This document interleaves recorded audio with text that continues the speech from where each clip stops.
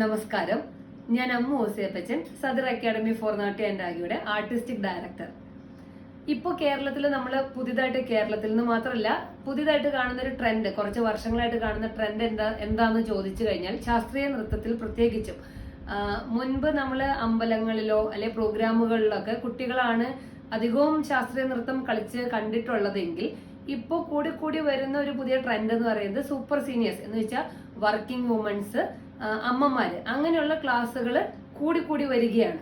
അതൊരു നല്ലൊരു കാര്യമാണ്. അത് കാണുമ്പോൾ നമുക്ക് എല്ലാ കലാകാരന്മാർക്കും നൃത്ത അധ്യാപകർക്കും ഒക്കെ ഒത്തിരിയേറെ സന്തോഷമായി. കാര്യം എന്ന് വെച്ചാൽ നൃത്തത്തിന് പ്രായഭേദമന്യേ എന്ന് ഞങ്ങൾ എഴുതുന്നത് അത് ആപ്ലിക്കബിൾ ആയതുകൊണ്ടാണല്ലോ, അത് നിങ്ങൾ മനസ്സിലാക്കിയത് കൊണ്ട് തന്നെയാണ് അങ്ങനെയുള്ള ഒരു ഗ്രൂപ്പ് ഇങ്ങനെ കൂടി വന്നുകൊണ്ടിരിക്കുന്നത് പഠിക്കാനായിട്ട്. അപ്പൊ അത് ഒത്തിരി സന്തോഷമുള്ള കാര്യം തന്നെയാണ്. പക്ഷേ ഇതേ ഞങ്ങൾ സദർ അക്കാഡമി അതിനെ സൂപ്പർ സീനിയേഴ്സ് ബാച്ച് എന്ന് പറയും. കാര്യം എന്നെ സംബന്ധിച്ച് സൂപ്പർ ആണ് സീനിയേഴ്സ് എന്നതാണ് അതിന്റെ ഒരു ഉദ്ദേശം. അപ്പൊ ഞങ്ങൾ അതിനെ സൂപ്പർ സീനിയേഴ്സ് ബാച്ച് എന്നാണ് വിളിക്കുന്നത്. അപ്പൊ ഞാൻ ആ പേര് തന്നെ മൊത്തമായിട്ട് ഉപയോഗിക്കാം, സൂപ്പർ സീനിയേഴ്സ് ബാച്ച്. ഇതാണ്, ഞാൻ ഒന്നുകൂടി ക്ലിയർ ചെയ്യാണ്, വർക്കിംഗ് വുമൻസിന്റെ കുറച്ച് ഏജ്ഡ് ആയിട്ടുള്ള അമ്മമാരുടെ മൊത്തത്തിൽ ഏജ്ഡ് ആയിട്ടുള്ള ഒരു ആൾക്കാരുടെ ആ ഒരു ബാച്ചിനെ ആണ് അവർ പല രീതിയിൽ പല ടീച്ചേഴ്സ് പേരിടുന്നുണ്ട് ആ ബാച്ചിന്. ഞാൻ ഇപ്പൊ കോമൺ ആയിട്ട് എന്റെ ആ ഒരു ടേം തന്നെ പൊതുവെ പറയുക ഈ ടോപ്പിക്കിൽ. ഇതാണ് ഇന്നത്തെ ടോപ്പിക്, സൂപ്പർ സീനിയേഴ്സ് ബാച്ച്. അതിന്റെ വെല്ലുവിളികളാണ് എനിക്ക് നിങ്ങളോട് ഇന്നൊന്ന് സംസാരിക്കാനുള്ളത്. അതെന്താന്ന് വെച്ച് കഴിഞ്ഞാൽ, നമ്മൾ സൂപ്പർ സീനിയേഴ്സിനെ പഠിപ്പിക്കാനിരിക്കുമ്പോൾ നമുക്ക് ഒത്തിരിയേറെ സന്തോഷമുള്ളൊരു കാര്യമാണ്. കാര്യം അവര് ആ പ്രായത്തിനെയൊക്കെ മറന്ന് വെച്ചുകൊണ്ട്, അത് മാറ്റി വെച്ചുകൊണ്ട് അവരാ ശാസ്ത്രീയ നൃത്തം, പലരും പറയും ചെറുപ്പത്തിൽ ഞങ്ങൾക്ക് പഠിക്കാൻ ഭയങ്കര ആഗ്രഹമായിരുന്നു, അത് അന്ന് പഠിക്കാൻ പറ്റിയില്ല, വീട്ടുകാർ വിട്ടില്ല, പല സാഹചര്യം കൊണ്ടും പറ്റിയില്ല. അപ്പോൾ ആ ഒരു ആഗ്രഹത്തിനെ വീണ്ടും തിരിച്ച് ഞങ്ങൾ പൊടി തട്ടിയെടുക്കുക, ഞങ്ങൾക്കത് പഠിക്കണമെന്ന് ആഗ്രഹമുണ്ടെന്ന് കേൾക്കുമ്പോൾ ഒത്തിരിയേറെ സന്തോഷമാണ്. പക്ഷെ അതിൽ തന്നെയുള്ള വെല്ലുവിളിയാണ്, ചിലർ വന്നിട്ട് പറയും എനിക്ക് 65 വയസ്സായി, എനിക്ക് 56 വയസ്സായി, ചിലർ പറയും എനിക്ക് 48 വയസ്സായി, ചിലർ അതിലും തമാശക്ക് പറയും 39 വയസ്സായി, ഇനി എനിക്ക് അതെന്താന്ന് വെച്ച് കഴിഞ്ഞാൽ ഡാൻസ് പഠിക്കണം, പക്ഷെ അത് ഇരിക്കാൻ പറ്റില്ല, അധികം ഇരിക്കാൻ പറ്റൂല, അരമണ്ഡലമാണ് ഉദ്ദേശിക്കുന്നത്. പിന്നെ താഴേക്ക് ഫുൾ ഇരിക്കാൻ പറ്റൂല, പിന്നെ തിരിയാൻ പറ്റൂല, പിന്നെ കൈ ഇങ്ങനെ അധികം പിടിക്കാൻ പറ്റൂല, പിന്നെ കൈ ഇങ്ങനെ നീട്ടാൻ പറ്റൂല, കൈ നീട്ടുന്നതിന് വരെ ബുദ്ധിമുട്ട്, അങ്ങനെ കൈ നീട്ടാൻ പറ്റൂല. ഇങ്ങനെ കുറേ കാര്യങ്ങൾ മുൻപോട്ട് നമുക്ക് ഇങ്ങോട്ട് ഡിമാൻഡ് വെക്കും. അത് കേൾക്കുന്നതിൽ കുഴപ്പമൊന്നുമില്ല നമുക്ക്. അപ്പൊ നമ്മൾ തിരിച്ചു ചോദിക്കും നിങ്ങൾക്ക് എന്തെങ്കിലും ഹെൽത്ത് ഇഷ്യൂ ഉണ്ടോ? കാര്യം എന്താ വെച്ചാൽ ഈ ഒരു സൂപ്പർ സീനിയേഴ്സ് ബാച്ചിൽ ഞങ്ങൾ വർക്ക് ചെയ്യുമ്പോൾ, ഞങ്ങൾ നൃത്ത അധ്യാപകർ വർക്ക് ചെയ്യുമ്പോൾ ഞങ്ങൾക്ക് ശരിക്കും പറഞ്ഞാൽ നിങ്ങളുടെ ആ ഹെൽത്ത് കണ്ടീഷൻ കിട്ടണം. ആ ഒരു ഹെൽത്ത് കണ്ടീഷൻ വെച്ചിട്ടാണ് ഞങ്ങൾ ആ ഒരു സിലബസിനെ ഒന്നും കൂടി ഭംഗിയായിട്ട് ഡിസൈൻ ചെയ്യുന്ന. കാര്യം മുഴുമണ്ഡലം ഫുൾ സിറ്റിംഗ് പൊസിഷനിൽ നിന്ന് ചെറിയ കുട്ടികൾ ചെയ്യുന്ന പോലെ ഒറ്റയടിക്ക് ഒരു 5-6 മുഴുമണ്ഡലം പൊസിഷനിൽ നിന്ന് സമം വരുന്ന ഒരു അപ്പ് ആൻഡ് ഡൗൺ മൂവ്മെന്റ്സ്, ഒരു കോമൺ ആൾക്കാർക്ക് മനസ്സിലാവാൻ വേണ്ടിയിട്ടാണ് ഇട്ടം. അപ്പ് ആൻഡ് ഡൗൺ മൂവ്മെന്റ്സ് ഒറ്റയടിക്ക് ചെയ്യാൻ പറഞ്ഞാൽ പ്രായമായവർക്ക് ഒരു ഇച്ചിരി കൂടി സമയം വേണം അതൊക്കെ ചെയ്തെടുക്കാൻ. അപ്പൊ നമ്മളിങ്ങനെ ചോദിക്കും നിങ്ങൾക്ക് എന്തെങ്കിലും ഹെൽത്ത് ഇഷ്യൂ ഉണ്ടോ? ഒരു ഹെൽത്ത് ഇഷ്യൂ ഇല്ല.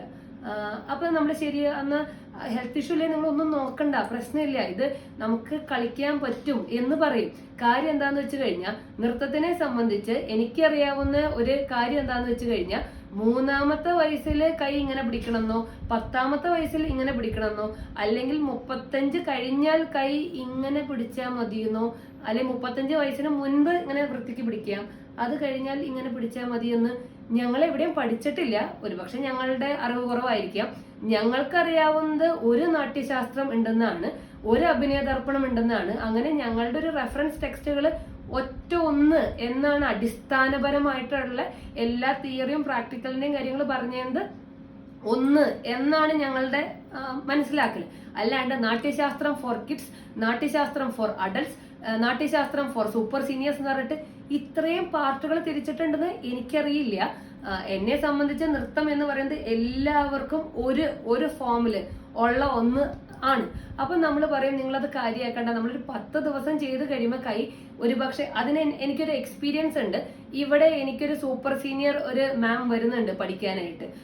ആ മാമിന് ഒരു ബ്രസ്റ്റ് ക്യാൻസർ കഴിഞ്ഞിട്ട് അതിന് ട്രീറ്റ്മെന്റ് ഒക്കെ കഴിഞ്ഞിട്ട് ഒരു റെസ്റ്റ് ഉള്ളൊരു ടൈമാണ്.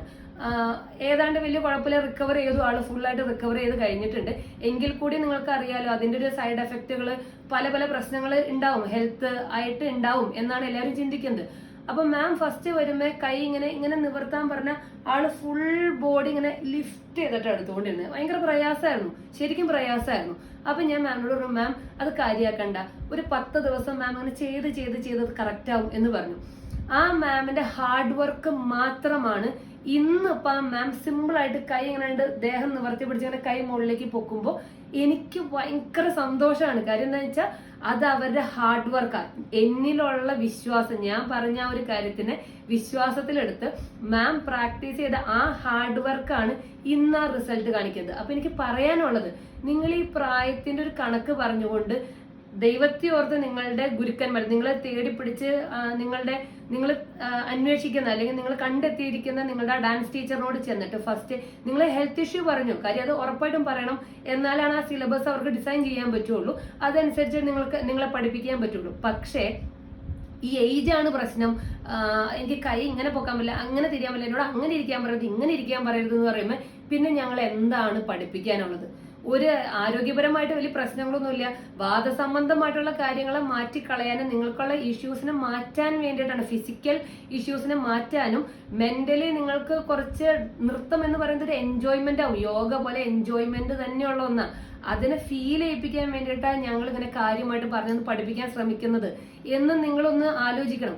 ഞങ്ങളിത് പഠിച്ചു വന്നവരാ, ഞങ്ങൾ കുറെ വർഷമായിട്ട് ഇത് നൃത്തം ഫീൽ ചെയ്ത് വന്നവരാ.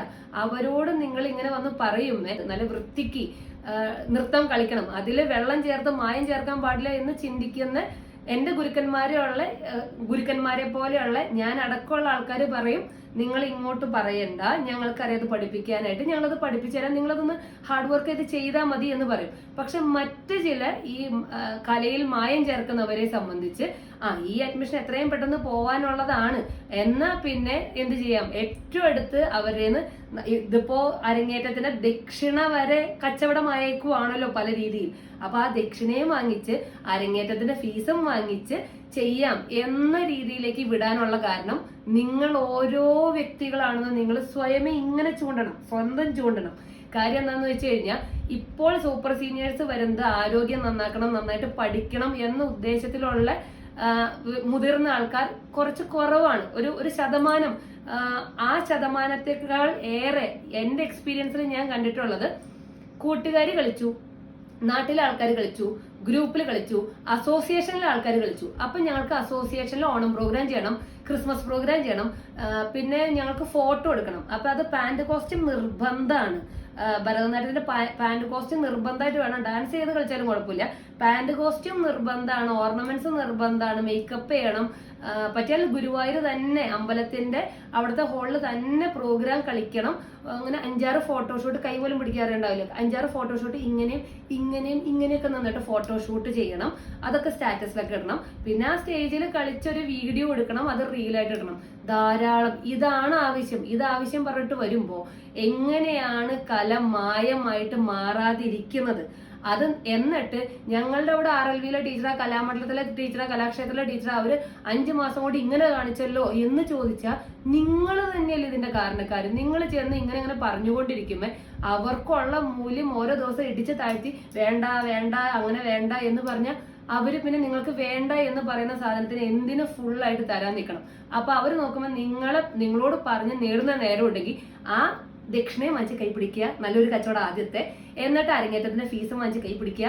അതാണ് ഇപ്പോ ചെയ്തുകൊണ്ടിരിക്കുന്നത്. എന്നിട്ട് നൃത്തം ഇങ്ങനെ മായമായി പോയല്ലോ എന്ന് പറഞ്ഞ് ഇങ്ങനെ മൂക്കത്ത് കൈയും വെച്ച് സങ്കടപ്പെട്ടിരുന്നിട്ട് കാര്യമില്ല.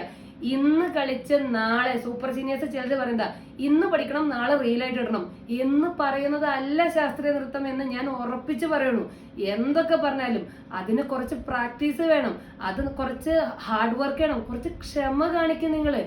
നിങ്ങൾ സ്വയം തന്നെയാ പറ്റിക്കുന്നത്. അതുകൊണ്ട് കുറച്ച് ക്ഷമ കാണിക്കൂ, കുറച്ച് ഹാർഡ് വർക്ക് ചെയ്യൂ, ഉറപ്പായിട്ടും നിങ്ങൾക്ക് പറ്റിയിരിക്കും. നിങ്ങൾ ഈ പറയുന്നില്ലേ കുട്ടികളെ പോലെ പറ്റില്ലെന്ന്, വെറും തോന്നല. ഇവിടെ സദർ അക്കാഡമിയില് 15 വയസ്സുള്ള കുട്ടികളുടെ കൂടെ ഞാൻ എന്റെ സൂപ്പർ സീനിയേഴ്സിനെ നിർത്തി കളിപ്പിക്കും. ഇന്ന് വരെ ആരും കണ്ടുപിടിച്ചിട്ടില്ലല്ലോ അത് സൂപ്പർ സീനിയേഴ്സ് ആണ്. ഇങ്ങനെ പറഞ്ഞു തരുന്ന വേദിയില് നിങ്ങളുടെ പ്രായത്തിനെ ഹൈഡ് ചെയ്ത് കുഞ്ഞിപ്പിള്ളേരാക്കി മാറ്റുന്ന രഹസ്യങ്ങള്, ആ ഒരു മാജിക് കാണിക്കുന്നവരാണ് യഥാർത്ഥ നൃത്ത അധ്യാപകര്. നിങ്ങൾക്ക് ഉറപ്പായിട്ടും പറ്റും, കുട്ടികൾ കളിക്കുന്നത് പോലെ തന്നെ പറ്റും. ഹാർഡ് വർക്ക് ചെയ്യൂ, കുറച്ച് ക്ഷമ കാണിക്കൂ, ടീച്ചേഴ്സിനെ അങ്ങോട്ട് പഠിപ്പിക്കാൻ ചെല്ലാതിരിക്കൂ, അവർ നിങ്ങളെ പഠിപ്പിക്കട്ടെ, നിങ്ങൾ അതിന് ക്ഷമ കാണിക്കൂ, വലിയ പൊങ്ങച്ചം കാണിക്കാൻ വേണ്ടി ഡാൻസ് പഠിക്കാതിരിക്കൂ, അവരെ ഭരിക്കാതിരിക്കൂ. ആ ഏജിനെയും കണ്ടിട്ട് അവരെ നിങ്ങൾ ഭരിക്കാൻ ചെല്ലല്ലേ, നിങ്ങൾ ആ ഗുരുക്കന്മാർ പറയുന്നത് അനുസരിച്ച് പഠിക്കാൻ നോക്കൂ. ഇത്രയുണ്ടെങ്കിൽ നിങ്ങളെ ആർക്കും തട്ടിക്കാനോ വെട്ടിക്കാനോ ചതിക്കാനോ പറ്റില്ല. നിങ്ങളും നല്ല നർത്തകിമാരാവും, നർത്തകന്മാരാവും.